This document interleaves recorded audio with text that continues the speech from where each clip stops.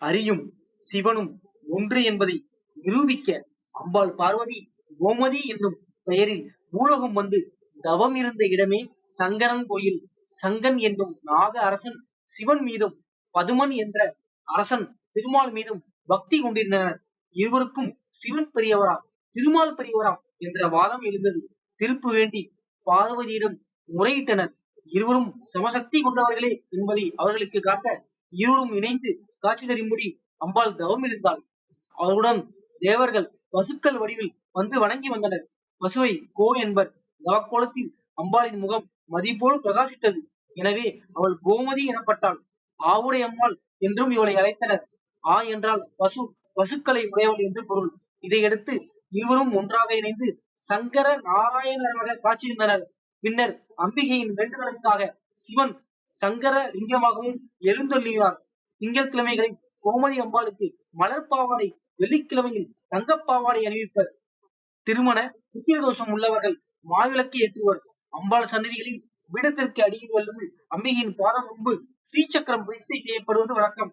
ஆனால் இங்கு அம்மாள் சன்னதி முன் மண்டபத்தில் பிரதிஷ்டை செய்யப்பட்டுள்ளது. இதில் ஆரோக்கிய சக்கரம் என்கின்றனர், ஆங்கினா சக்கரம் என்றும் அழைக்கின்றனர். சிவன் அம்பாள் சன்னதிகளுக்கு நடுவில் சங்கர நாராயணர் சன்னதி உள்ளது. சிவனுக்குரிய வலப்பாகத்தில் தலையில் கங்கை, பிறைச்சந்திரன், அக்னி, ஜடாமுடியும் உள்ளன. காதில் தாடங்கம், கையில் மழு, மார்பில் ருத்ராட்சம், இடுப்பில் புலித்தோல் ஆடை இருக்கிறது. திருவாசியில் நாக வடிவில் சங்கன் குடை பிடித்தபடி இருக்கிறான்.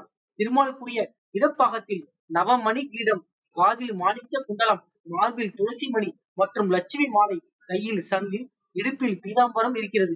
இவர் பக்கம் உள்ள திருவாசியில் நாக வடிவில் பதுமன் குடை பிடிக்கிறான். இச்சன்னதியில் காலை பூஜையில் மட்டும் துளசி தீர்த்தம் தரப்படும். மற்ற நேரங்களில் விபூதி தருகின்றனர். பூஜையின் போது சிவனுக்குரிய வில்வம், பெருமாளுக்குரிய துளசி மாலைகளை அறிவிக்கிறார்கள். சிவன் அபிஷேக பிரியர், திருமால் அலங்கார பிரியர். எனவே திருமாலுக்கு உகந்த வகையில் மூலவர் சங்கர நாராயணர் எப்போதும் அலங்காரத்துடன் காட்சி தருகிறார். இவருக்கு அபிஷேகம் கிடையாது. இச்சன்னதியில் ஸ்படிகலிங்கமாக காட்சி தரும் சந்திர மௌலேஸ்வரருக்கே அபிஷேகம் செய்யப்படுகிறது. சிவராத்திரி, ஏகாதசி நாட்களில் உற்சவருக்கு அபிஷேக பூஜை நடக்கும்.